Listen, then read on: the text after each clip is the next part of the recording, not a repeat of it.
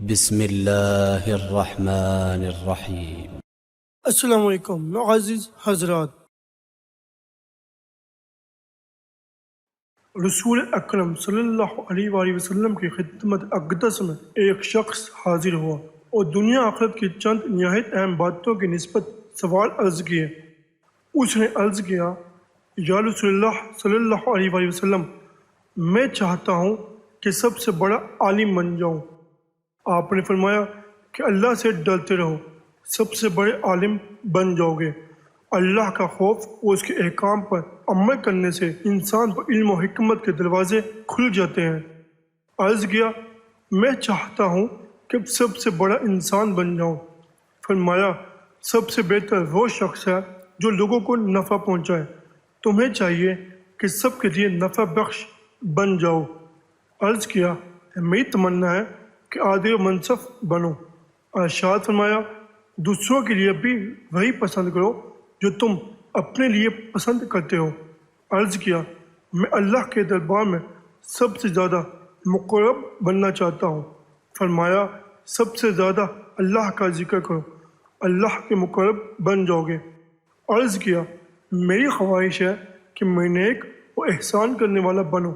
ارشاد ہوا، نماز اس طرح پڑھا کرو گویا تم نماز میں اللہ تعالیٰ کو دیکھ رہے ہو، اور اگر یہ ممکن نہ ہو تو کم از کم اس طرح تو پڑھو کہ حق تعالیٰ تم کو دیکھ رہا ہے۔ عرض کیا، میں چاہتا ہوں کہ میرا ایمان مکمل ہو جائے۔ فرمایا، اپنے اخلاق و عادات سنبھال لو، ایمان مکمل ہو جائے گا۔ عرض کیا، میں اللہ کا اطاعت گزار بھی بننا چاہتا ہوں۔ ارشاد ہوا، اپنے فرائض ادا کرتے رہو گے تو تمہارا شمار اطاعت گزاروں میں کیا جائے گا۔ عرض کیا، میں اللہ تعالیٰ سے اس حالت میں ملنا چاہتا ہوں کہ تمام گناہوں سے پاک و صاف ہوں۔ فرمایا، غصہ جنابت کی برکت سے گناہوں سے پاک اٹھو گے۔ عرض کیا، میری آرزو ہے کہ میدان حشر میں نور کے ساتھ اٹھایا جاؤں۔ فرمایا، اگر ظلم نہیں کرو گے تو قیامت میں نور کے ساتھ اٹھو گے۔ عرض کیا، میں چاہتا ہوں اللہ تعالیٰ مجھ پر رحم کرے۔ فرمایا، اپنے لفظ پر رحم کرو اور خلق اللہ پر بھی رحم کھاؤ، اللہ تعالیٰ تم پر رحم کرے گا۔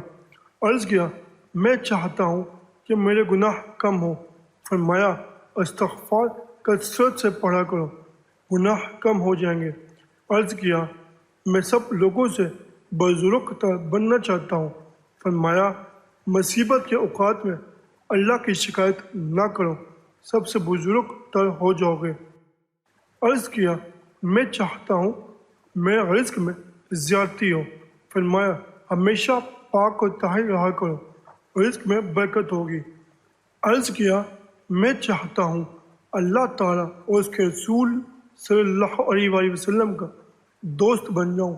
ارشاد فرمایا، جو چیزیں اللہ تعالیٰ کو پسند ہیں اس کو اپنے لیے پسند کر لو، اور جو چیزیں اللہ تعالیٰ اس کے رسول صلی اللہ علیہ وآلہ وسلم کو ناپسند ہیں ان سے نفرت اختیار کرو گے تو اللہ تعالیٰ اور اس کے رسول صلی اللہ علیہ وسلم کے دوست بن جاؤ گے۔ عرض کیا، میں اللہ کے غضب سے بچنا چاہتا ہوں۔ فرمایا، اگر کسی پر بے جا غصہ نہ کرو گے تو اللہ تعالیٰ کے غضب اور ناراضگی سے بچے رہو گے۔ عرض کیا، میں اللہ کے دربار میں مستجاب الدعوات بننا چاہتا ہوں۔ فرمایا، حرام چیزوں اور حرام باتوں سے بچتے رہو گے تو مستجاب الدعوہ بن جاؤ گے۔ عرض کیا، میں چاہتا ہوں کہ اللہ مجھے قیامت میں سب کے سامنے رسوا نہ کرے۔ فرمایا، اپنی شرمگاہ کی حفاظت کرو گے تو اللہ تمہیں قیامت میں رسوائی سے بچائے گا۔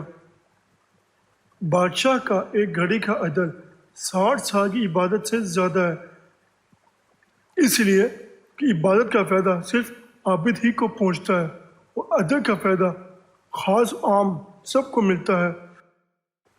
اولاد آدم کے قلوب قلب واحد کی مانند اللہ تعالیٰ کے دست قدرت کی 2 انگلیوں میں ہے، اور وہ انہیں جدھر چاہتا ہے پھیر دیتا ہے۔ پھر فرمایا، اے ہمارے آقا، دینوں کو پھیرنے والے ہمارے دینوں کو بھی اپنی فرما برداری میں لگا دے۔ ایک مجمع میں حضور صلی اللہ علیہ وسلم نے فضیلت علم کے متعلق بہت سی باتیں بیان فرمائی۔ آخر میں آپ نے 2 مرتبہ فرمایا، اے لوگو مجھ سے علم سیکھو، اے لوگو مجھ سے علم سیکھو۔ ایک دفعہ جنگ بدر کے دن حضرت محمد صلی اللہ علیہ وسلم سائے میں بیٹھے تھے اور صحابہ رضی اللہ عنہ دھوپ میں تھے۔ حضرت جبرائیل علیہ السلام تشریف لائے اور کہا، یا رسول اللہ صلی اللہ علیہ وسلم، آپ سائے میں ہیں اور صحابہ رضی اللہ عنہ دھوپ میں ہیں، خیال کرو حضور صلی اللہ علیہ وسلم سے اتنی بات کا بھی گرا ہوا ہے اور یہ کہ حقوق عباد کا کیا درجہ ہے۔ ایک دفعہ آپ سرداران قریش کو تبلیغ فرما رہے تھے کہ عبداللہ بن ام مکتوب رضی اللہ عنہ آئے، انہوں نے کچھ دریافت کیا۔ آپ نے انہیں دخل انداز ہوتے دیکھ کر منہ پھیر لیا۔ اسی وقت یہ آیت بطور تنبیہ نازل ہوئی، محمد تر شروع ہوئے اور منہ پھیر بیٹھے کہ ان کے پاس ایک نابینا آیا، تمہیں کیا معلوم شاید وہ پازگی حاصل کرتا، اور جو پرواہ نہیں کرتا اس کی طرف تم توجہ کرتے ہو، اور جو تمہارے پاس دوڑتا ہوا آیا اللہ سے ڈرتا ہے اس سے تم بے رخی کرتے ہو۔ اس سے آپ کا چہرہ زرد ہو گیا، اگرچہ بظاہر کوئی غلطی نہ تھی، مگر اللہ تعالیٰ اور حضرت صلی اللہ علیہ وآلہ وسلم کی ذات مبارک ایسے طرز عمل بھی بھلا نہ لگا۔ بنی حنیفہ یمن کے قبائل میں ایک بڑا قبیلہ تھا، اور جس زمانے میں اس قبیلے کا وفد خدمت نبی کریم صلی اللہ علیہ وسلم میں حاضر ہوا، سردار قبیلہ مسلمہ کذاب مدعی نبوت بھی وفد کے ہمراہ تھا۔ وفد جب مسجد نبوی میں داخل ہوا تو نبی کریم صلی اللہ علیہ وسلم ان کی آمد کے حال سن کر تشریف لائے۔ آپ کے ساتھ عبداللہ بن قیس بن شماس رضی اللہ عنہ تھے۔ آپ صلی اللہ علیہ وسلم نے قبول اسلام پر ان سے گفتگو فرمائی۔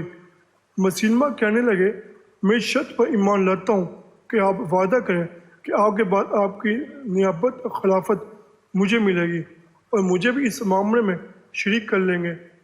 آپ کے ہاتھ میں ایک شاخ تھی۔ مسلمہ کو مخاطب ہو کر فرمایا، اگر قبول اسلام اس کی حلف امید شرط پر موقوف ہے تو میرے ہاتھ میں جو شاخ ہے اگر تو ایک ٹکڑا بھی اس کا مانگے تو نہ ملے گا۔ مجھ کو اللہ تعالیٰ کی طرف سے تیری نیت دکھائی گئی اور اس کی بدولت تیرا حشر کیا ہوگا۔ یہ فرما کر آپ مجلس سے اٹھ گئے اور فرمایا، بقیہ گفتگو قیس بن شماس رضی اللہ کریں گے۔ اگر آپ کو ہماری ویڈیو اچھی لگے تو لائک، شیئر اور کمنٹس ضرور کریں، اور ہمارے یوٹیوب چینل کو سبسکرائب اور فیس بک پیج کو لائک کرنا مت بھولیں۔ شکریہ۔